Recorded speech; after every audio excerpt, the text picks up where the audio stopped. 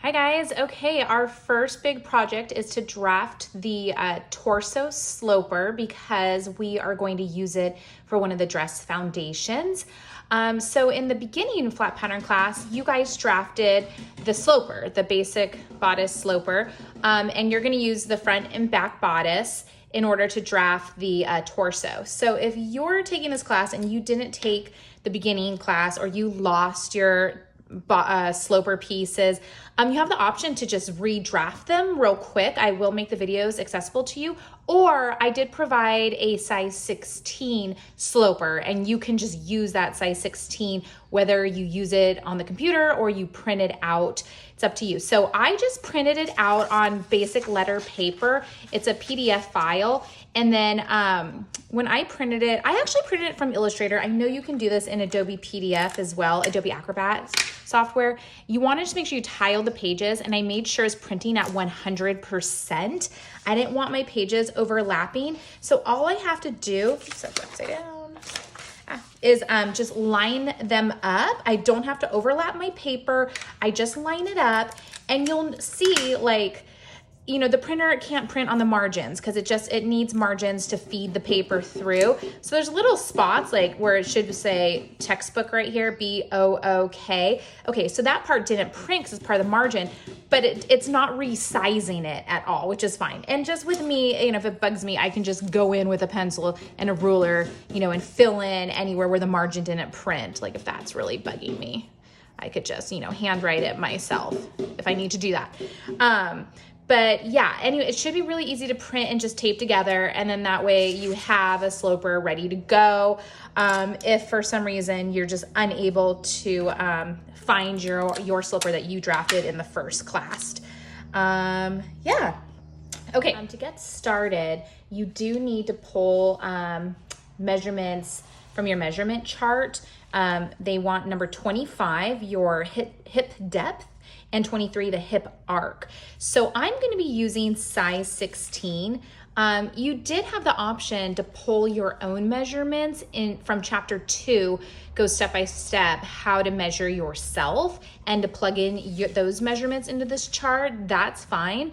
Or maybe you just measured your own bust and waist and chose one of these measurements to use. That's fine as well. But for this demonstration, I'll be using size 16. So for my front hip depth, I'm gonna use 8 3/4. And then for my front hip arc, I'll be using 10 1/4 for this demonstration. So in figure 1, they want us to trace the 1 dart pattern and cut it from paper. So I have that guy here. Label the side waist X. So we wanna make sure we know where our side seam is, where the waist is, and in the corner, mark it the letter X. Then they want us to draw a line from our mid shoulder to our bust point. So, I mean, you could fold this in half to figure out where your mid is. Or, you know, you can measure it and divide it by 2, whatever you want. And you'll just figure out where that mid shoulder is and then draw a straight line all the way down to your bust point, okay? Then they want us to cut slash lines to, but not through the bust point. So I'm gonna get my scissors and I'll start at the top at the shoulder and I'm gonna cut all the way down to my bust point, but not all the way through because I want it to stay connected. I don't want them to be 2 separate pieces. I still want it connected at the bust point. Okay, so let's do that.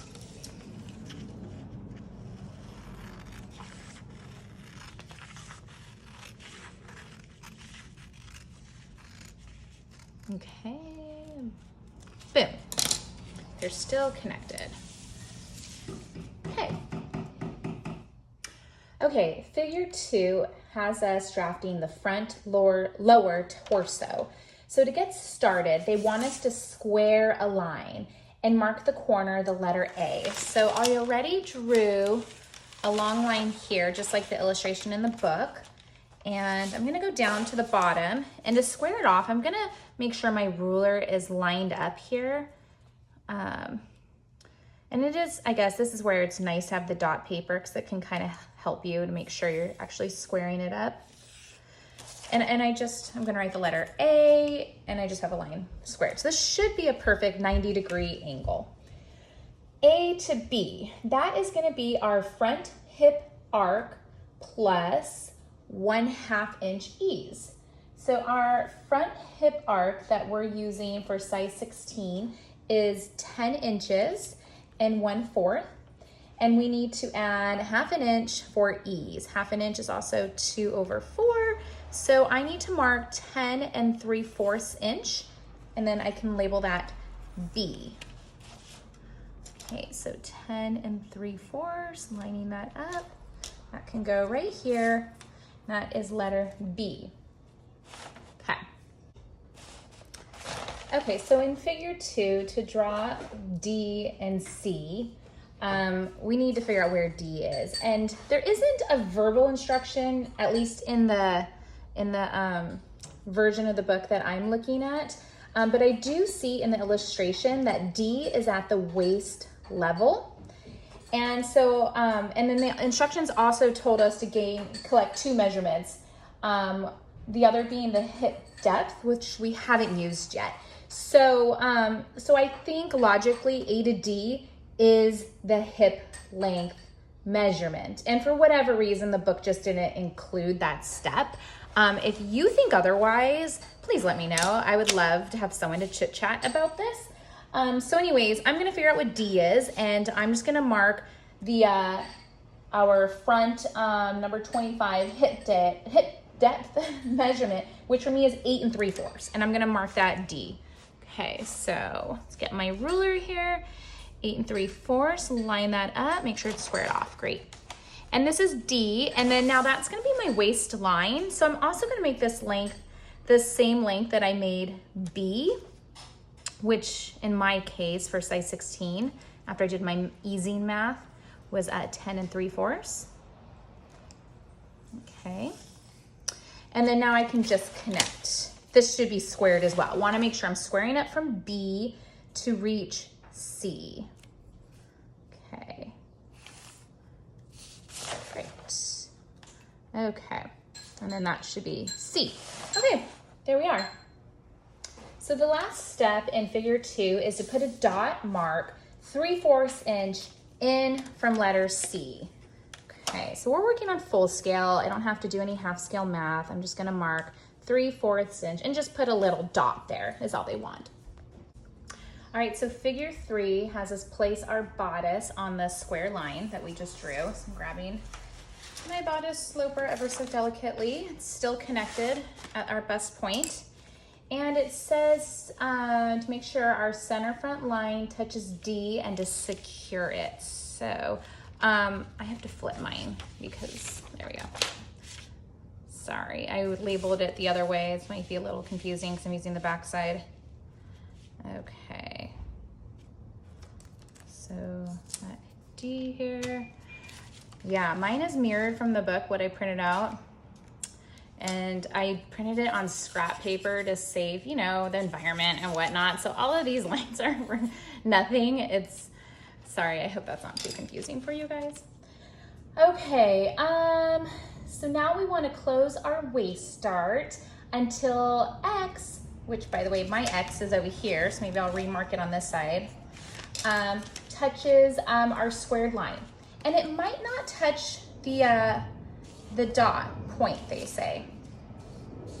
Gosh, mine isn't even close. How fascinating. This is typical with this book. Okay, so whatever. I'm just gonna make my squared line a little bit longer. I wonder if this is happening with you guys as well.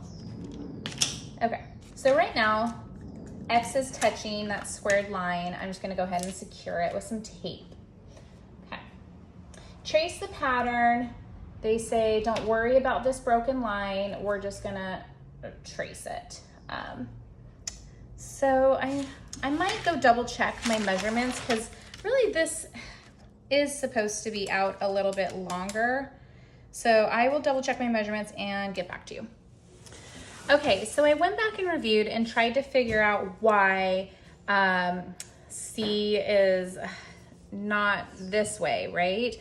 I measured this guy. This is definitely a size 16 sloper. I don't know. I personally think it might be an error from the book, to be honest with you. I don't know for sure. If anyone has an idea, I'd love to hear it and hear if you're having the same issue or not. But you know, I think this is a real life problem and you just have to move forward. And if something like this is gonna happen, it's better to go with bigger measurements than smaller, because we are going to conduct our fit and we can make changes. It's a lot easier to make something smaller than it is to add fabric. You can do it both ways, but it's just easier to pinch it and get it to fit the way you like on a bigger garment. So all I'm gonna do to solve this issue that I ran into is I'm gonna move this CB line over 1.5 inches. Okay, so that means I'm working with a hip arc. That's gonna be a little bit longer, but that's okay. We'll see what happens during the fitting. Okay, and then that little dot they wanted me to do was 3/4 inch, so I'm just gonna put a little dot here. And that's funny because now my pattern actually falls on that 3/4 inch. It's interesting. Okay, so anyways, moving along, back to figure 3. We're closing it. Now we just need to trace our pattern, and then we can remove our pattern from our dotted paper and move on to the next step.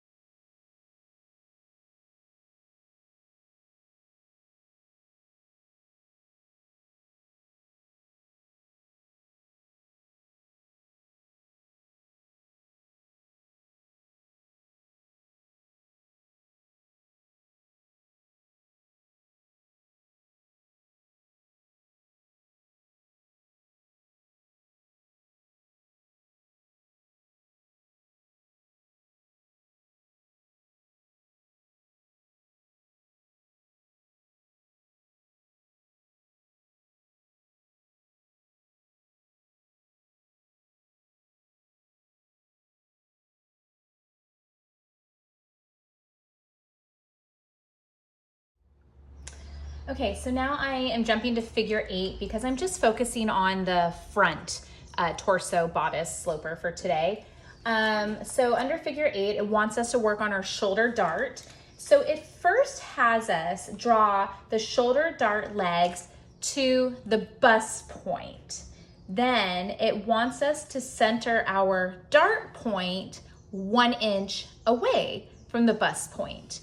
And then once we have our dart point, we can redraw our dart legs. So you'll see in the book, my book's in color, so there's a black dart line, which I guess is already drawn right here. This is our bust point. They just want us to go up 1 inch, centered in between the two, and then in blue, they redrew the dart legs. I'm just doing mine in pencil though. Okay, so that dart leg, how long? It's probably a good idea to make sure they're the same length. Okay, it looks like mine is 9 inches and 7/8, so close to 10, but not quite. What about this side? Oh, and this side will actually be the same. Perfect. Great, so there we are. So I'm just gonna write dart point. Okay. Then they want us to draw the hip line curve as illustrated. Okay, so I mean, I do have a hip curve here. If you don't have this, you know what, just eyeball and draw a curve, something maybe like this, honestly.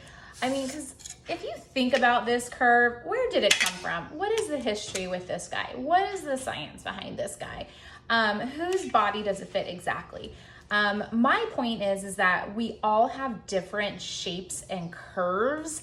So this is not the almighty, all powerful, correct curve for everyone in the world. It's just something to help you draw a curve. So, I mean, if you don't have this, you know, more expensive ruler, I would just hand draw what you think looks good. And then, you know, when we do a fitting, we'll hopefully pin it to your models or fit models or customer customer's exact shape. And that would be the correct shape at the end of the day, not what's on this metal thing here. Yes, okay. So next we need to do our double-ended darts, our fisheye darts. I like how they call it double-ended darts. We're gonna square a line down from our bust point, ending 3 inches below our waistline, okay? So I'm squaring it from my waistline that I have here, and I'm lining it up with the bust. So I can see that my waist is square to my ruler, and I'm going down. It wants me to go 3 inches below the waist. So 1, 2, 3. There we go. So this is 3 inches here. Okay. Square a guideline 1 inch below the bust level. Okay. So I have this line, and I know my ruler's 2 inches. So if I line this guy up, then I can just draw a line, and this happens to be 1 inch below the bust level. Draw a parallel line 1 3/8 inch from this line. Okay, and this part I don't really see illustrated in your book, but that's okay. I'm assuming they want it towards the left. It's probably for the second fisheye dart they're gonna give us. So my ruler's 2 inches. Let's see here. I'm gonna flip it this way. And if I line it up, right here, let me see here. This is my 1.5. This would be 1 3/4. So I'm just gonna line up my ruler so that on this side it's 1 3/4. And I'm just drawing a parallel line. Okay. Great. Now follow the illustration for our dart intake and draw our dart legs. So it looks like our dart is only a 1/4 inch away from this point. So I'll go ahead and mark that. So this is a 1/4 inch right here, those little things. And it wants it just 3 inches below. And then it looks like it wants it up to this guideline. So this guideline is 1 inch below our dart, which kind of matches the dart that's going towards our shoulder. It's not a good idea to sew a dart all the way to your actual bust point. You always want it to fall a little bit, about 1 inch away from it. Okay, let's make sure this guy is 3 inches, kind of get that going. And same thing, it wants just a 1/4 inch on each side.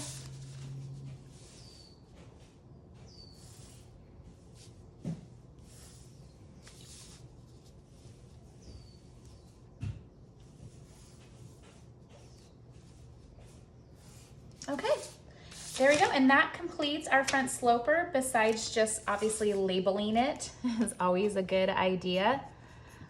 Okay, this is our, well, it's front. This is the torso sloper.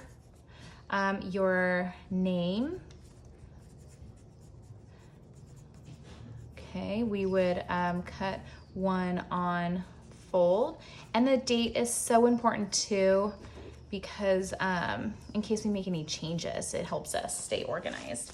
And then we should draw our grain line as well. Our grain line in this case is actually parallel to our center front, so make sure you have your grain line on there somewhere. Okay, no need to add seam allowance at this point. Okay, and that concludes drafting the front torso sloper.